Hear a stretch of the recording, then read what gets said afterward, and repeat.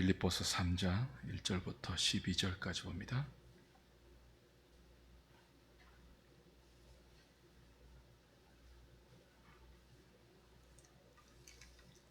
제가 한 절, 여러분이 한 절. 빌립보서 3장 1절부터 12절까지 봅니다.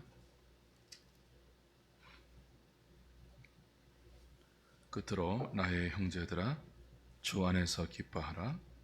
너희에게 같은 말을 쓰는 것이 내게는 수고로움이 없고 너희에게는 안전하니라.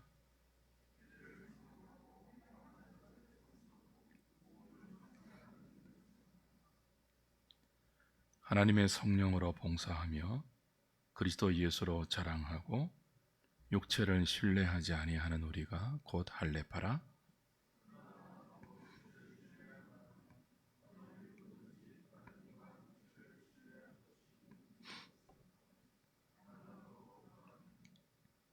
나는 8일 만에 할례를 받고 이스라엘 족속이요 베냐민 지파요 히브리인 중에 히브리인이요 율법으로는 바리새인이요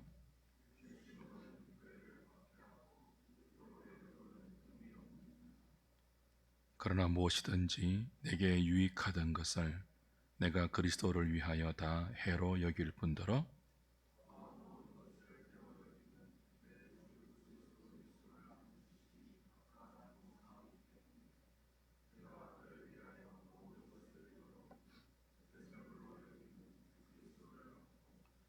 그 안에서 발견되려 함이니 내가 가진 의는 율법에서 난 것이 아니요 오직 그리스도를 믿음으로 말미암은 것이니 곧 믿음으로 하나님께로부터 난 의라.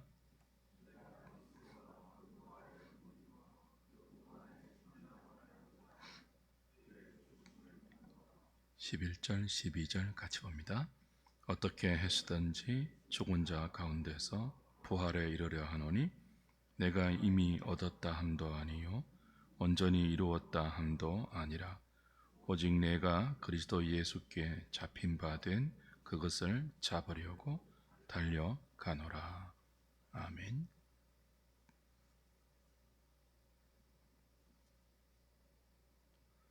성도는 그리스도를 따라가는 사람들입니다. 주님을 따르기 위해서 날마다 자기를 부인하고 자기 십자가를 지고 살죠.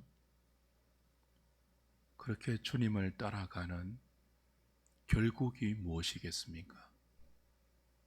우리가 주님을 따라가면서 얻는 보상이라 할까요? 혜택이라 할까요? 그 결국이 무엇이냐는 거죠. 그리스도를 얻는 것입니다. 어디든지 주님을 따라가는 그 길에 우리에게 약속되는 보상은 얻는 거예요. 무엇을 얻는 거죠? 그리스도를 얻는 것입니다. 이 신비를 경험하고 맛본 사도 바울은 더 많이 그리스도를 알고 더 많이 그리스도를 얻고 그리스도 안에서 자신이 발견되고 싶은 열망을 가지고 있습니다.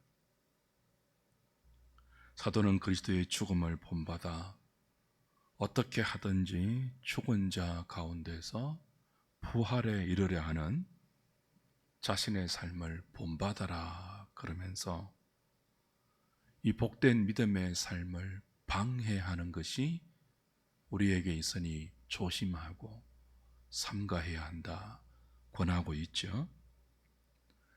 우리가 그리스도를 따르는데 그래서 그리스도를 얻는데 방해가 되는 것이 무엇입니까?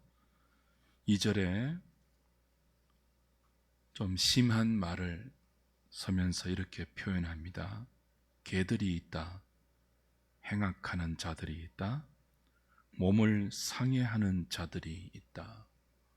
이런 자들과 이런 자들이 추구하는 것들을 우리가 삼가해야 한다. 그럽니다. 이들은 유대주의자들, 율법주의자들이죠. 바울이 삼가라, 조심하라, 경계하라 라고 권하는 이들의 특징은 자기 육체를 신뢰하는 것입니다. 자기 육체를 자랑하는 거예요. 육체는 자기의 외적인 조건, 스펙, 또 내세울 수 있는 모든 것들을 의미하죠. 바울은 교회를 향하여서 이들이 육체를 신뢰하고 자신의 육체를 자랑하는데, 육체로 따지자면 내가 그들보다 뒤지지 않는다. 오히려 그들보다 한 수 위다.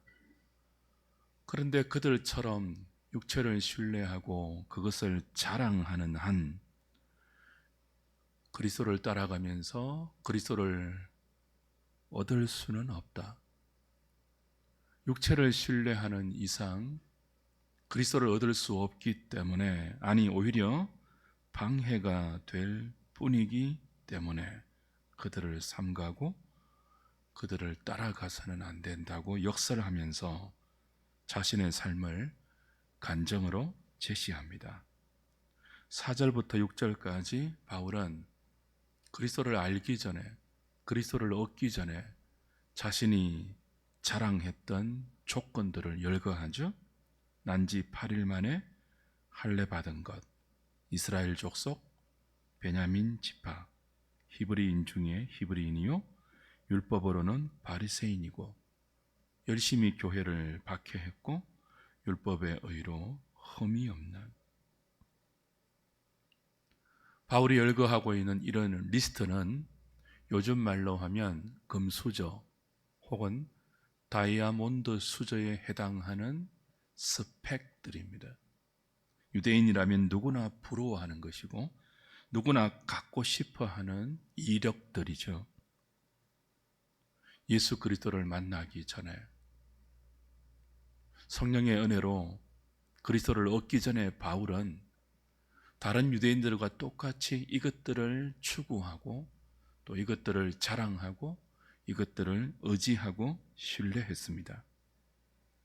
그런데 그리스도를 만나고 그리스도를 얻고 나서 그 안에서 자신을 발견하고 보니,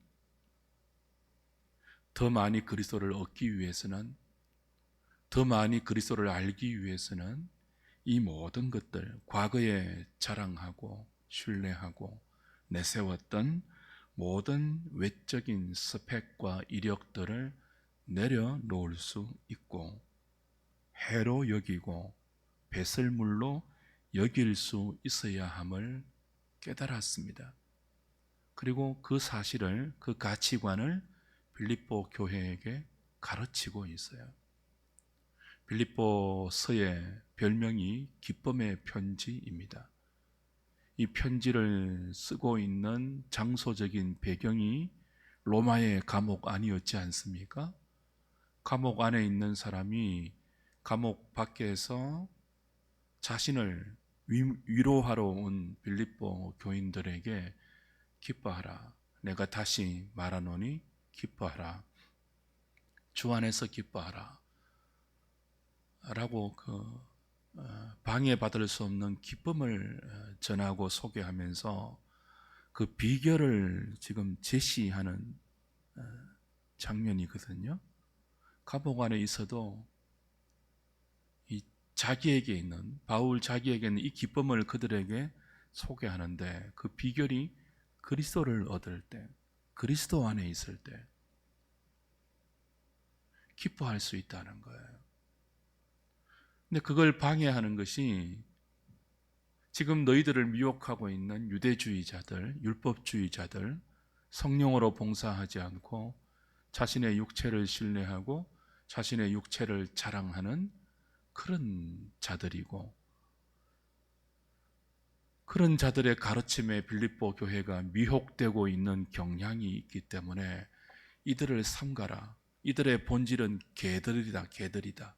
여기 개는 애완용 개가 아니고 버려진 들개가 된 그런 개들이라고 말씀을 드렸죠. 자신의 몸을 상해하는 자들이다. 나중에 가면 이들을 뭐라고 부른다고요? 십자가의 원수들이다. 그렇게 불렀죠.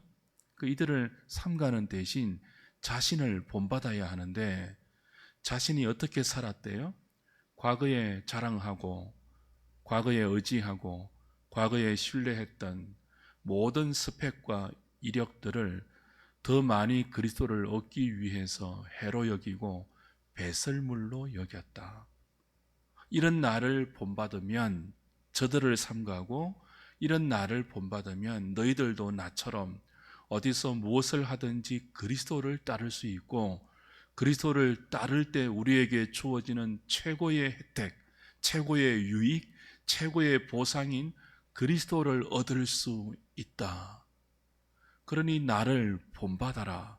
그렇게 권하는 장면이죠. 여기 해로 여긴다.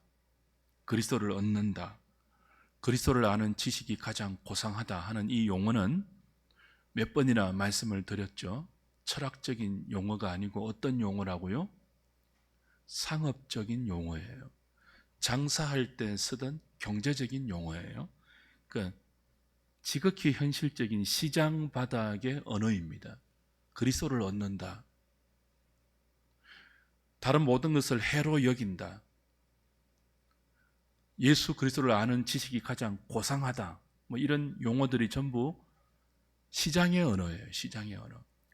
그리스도를 아는 지식이 가장 고상하다는 말은 비싸다. 그런 뜻이죠. 얻는다는요, 이익을 보았다. 뭐 그런 시장 용어예요.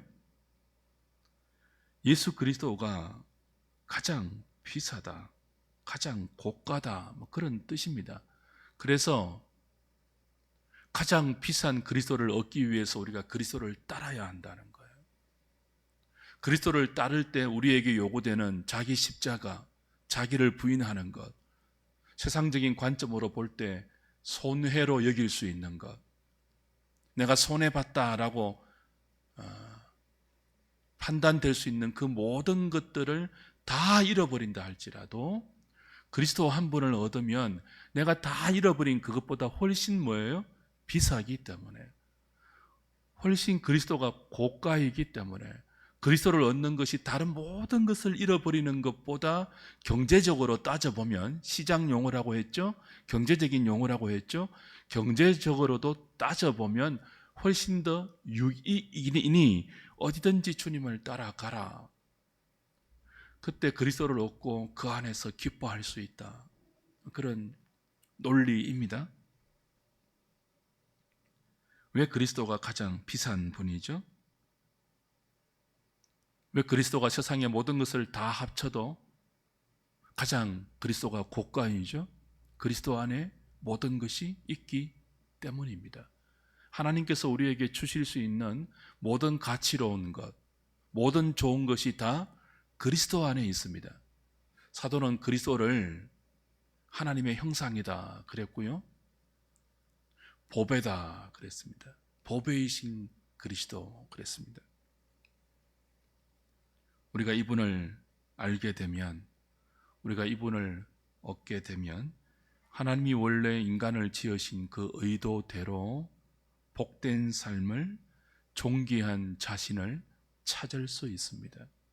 아니, 원래의 모습보다 훨씬 아름답고 거룩한 삶을 살 수 있게 되죠.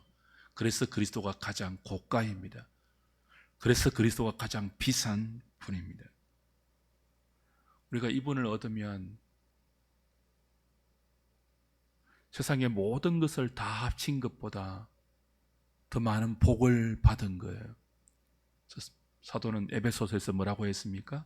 하늘에 속한 모든 신령한 복을 이미 너희가 받았다. 완료형으로 그래요. 이미 너희가 받았다. 하늘에 속한 모든 신령한 복. 그러니 이분을 얻지 못하면 세상이 말하는 모든 좋은 것, 모든 가치로운 것, 모든 비싼 것, 사람들이 부러워하는 모든 것을 다 얻었다 할지라도 이분을 얻지 못하면 사실은 참된 것을 얻지 못한 것이죠. 바울이 자신이 과거에 자랑하고 의지하고 신뢰했던 모든 스펙들, 그것들을 해로 여기고 배설물로 여겼다라고 했지 않습니까? 그리스도를 얻기 위해서 그것을 잃어버릴 수 있다 그랬어요. 오늘 이것들 우리에게 적용하면 지금 우리에게 있는 모든 이력들, 우리가 소유하고 있는 모든 재능들, 모든 재물들, 모든 것들을 다 버려라, 그런 뜻일까요? 그렇지 않습니다. 바울은 해로 여겼다 그랬습니다. 배설물로 여겼다 그랬습니다. 과거에 자랑하던 것들을 자랑하지 않고 배설물로 데미지, 해로운 것으로 여겼다 그랬죠. 생각의 변화예요. 가치관의 변화예요. 지위, 자격증, 학력, 재산, 우리가 수고한 삶의 흔적들, 그걸 다 버린 것이 아니고요. 과거에는 그것을 절대적인 가치로 추구하고 그걸 따르고 그걸 위해서 내 인생을 경주했다면 이제는 그것을 그리스도에 비해서 상대화시켜서, 그리스도에 비하면 과거에 내가 최고로 여겼던 그것이 아무것도 아닌 것으로 여겨라는 거예요. 생각의 재평가이죠. 가치관의 재평가이죠. 우리가 어디든지 주님을 따라가려면요, 해야 할 작업이 있는데 그건 우리의 생각을 다시 한번 평가하는 거예요. 우리 삶의 이력을 대차대조표를 만들어서 다시 한번 작성하는 거예요. 그리스도를 얻기 위해서 방해가 되는 것이 있다면 그것이 무엇이라 할지라도 상대화시켜서 보잘것없이 여겨야 합니다. 바울은 베냐민 지파에서 자기의 호적을 빼지 않았습니다. 바울은 로마의 시민권을 버리지 않았습니다.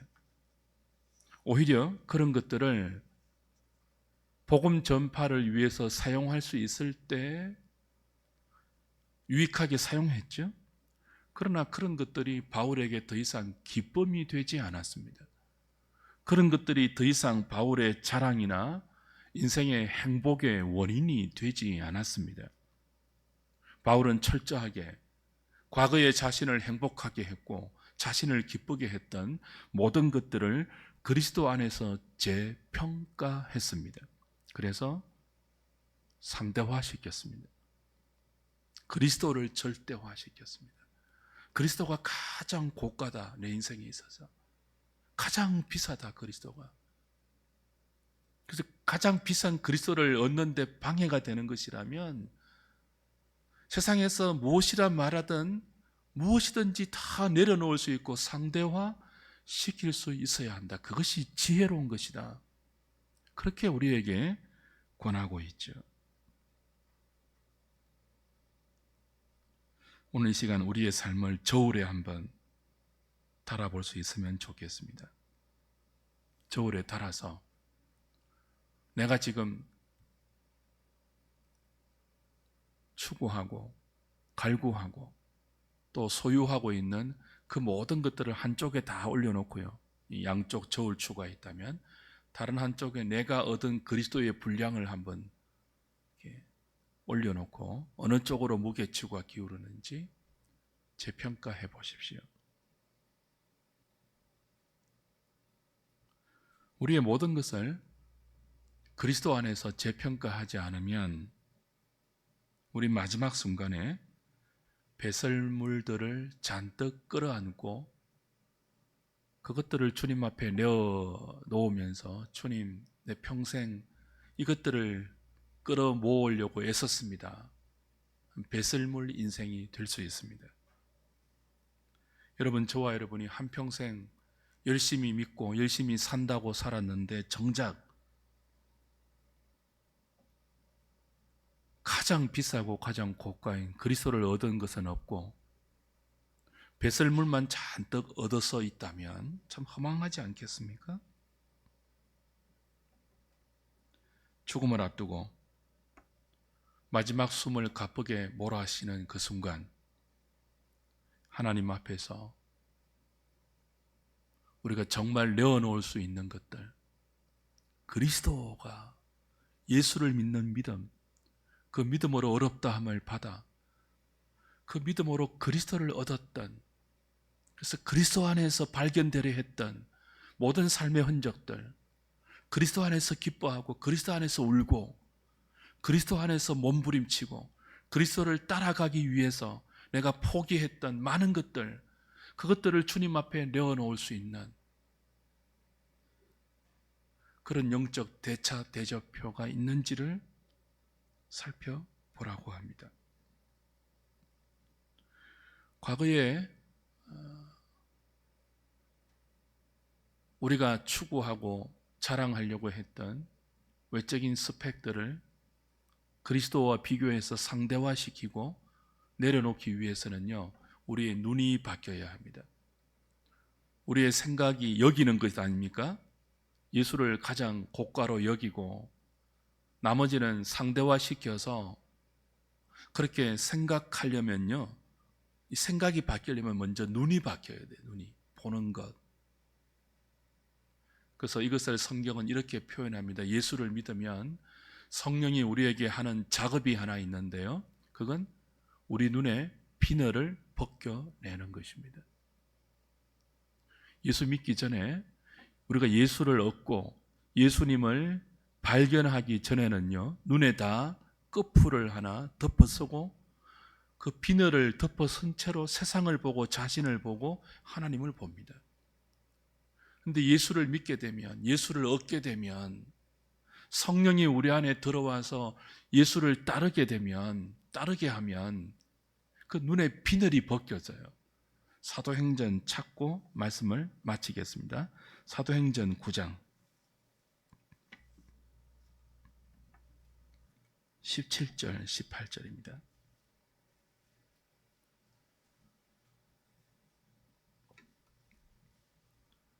아나니아가 떠나 그 집에 들어가서 그에게 안수하여 이르되, 형제 사울아, 주 곧 내가 오는 길에서 나타나셨던 예수께서 나를 보내어 너로 다시 보게 하시고 성령으로 충만하게 하신다 하니, 18절, 즉시 사울의 눈에서 무엇이 벗어집니까? 비늘 같은 것이 벗어져 다시 보게 된지라. 일어나 세례를 받고.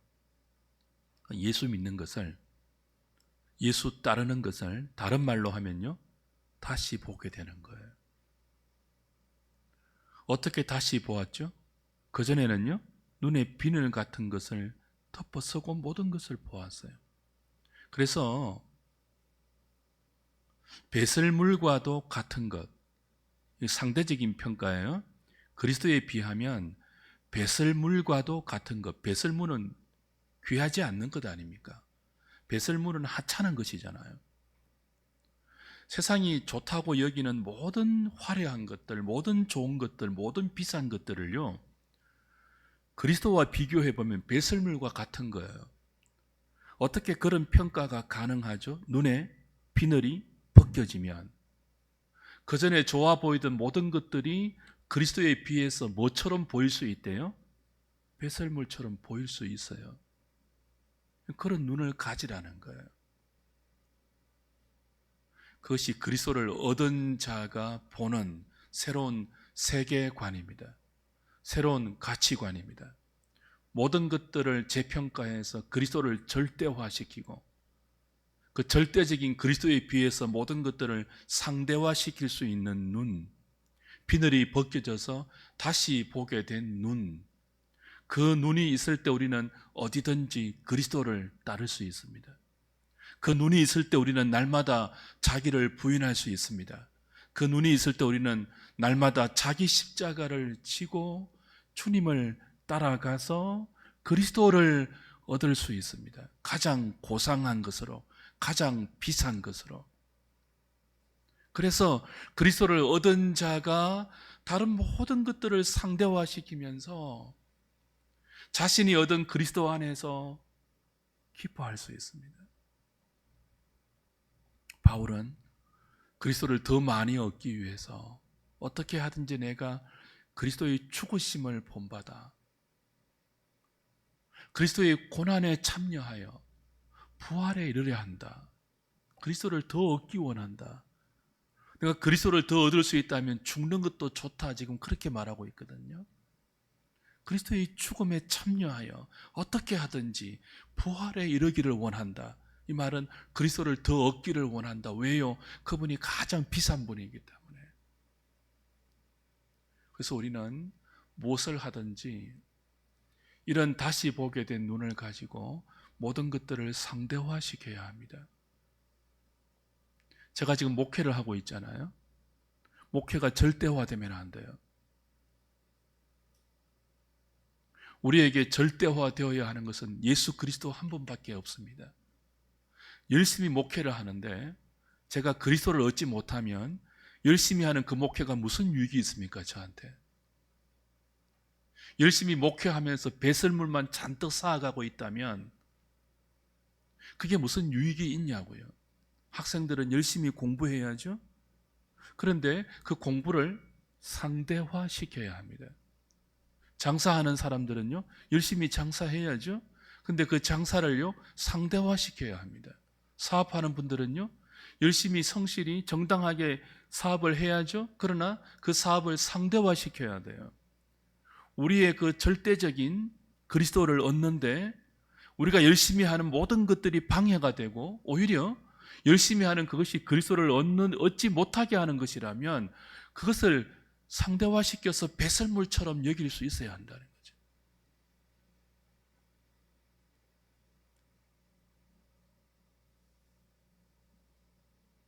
오늘 이 아침에 저와 여러분들이 신년 새벽 기도의 마지막 아침을 엎드려 기도하면서 이걸 위해 좀 기도하면 좋겠어요. 내 눈에 하나님, 아직 비늘이 벗겨지지 않았습니까? 상대화시켜야 하는 것을 여전히 절대화시켜놓고 그걸 얻기 위해서 주의 이름을 부르고 그걸 얻기 위해서 종교적인 열심을 추구한다면 우리가 마지막 날에 대차 대조표를 작성해서 결산할 때 우리는요, 배설물만 잔뜩 끌어안고 그걸 주 앞에서 냄새나게 내어놓을 수 있습니다. 비늘을 벗겨주십시오, 주님. 다시 보게 해주십시오. 그래야 어디든지 주님을 따를 수 있으니 내 눈에 무엇이 있는지. 저는 요즘 맨날 이렇게 안구 건조증이 있어가지고 그 인공 눈물 넣잖아요. 그 우리가 매일 인공 눈물을 넣듯이 매일 기도에 눈물을 넣어서 매일 다시 보아야 돼요. 세상을 다시 보고 우리 자신을 다시 보고 교회도 다시 보고 그리스도를 얻고자 하는 그 눈으로 다시 보아야 합니다. 안 그러면 다른 모든 것이 우리 인생의 절대가 됩니다. 여러분, 자식이 얼마나 소중하고 귀합니까? 근데 자식이 절대화되면요, 우리가 그리스도를 얻을 수가 없어요. 남편이 절대화되고 아내가 절대화되고 교회가 절대화되고 사업이 절대화되고 모든 것들이 절대가 되면요, 다른 모든 것들보다 귀한 그리스도는 상대화되어서 초라하게 되죠. 이 아침에 하나님, 주님이 가장 크게 보일 수 있도록 그 주님을 더 얻기를 원하는 사도의 열망이 내 가슴 속에 나에게도 욕망으로 다가올 수 있도록 내가 보는 것이 바뀌게 해주십시오. 눈의 비늘을 벗겨 주십시오. 기도할 수 있는 저와 여러분 될 수 있기를 바랍니다. 찬송가 457장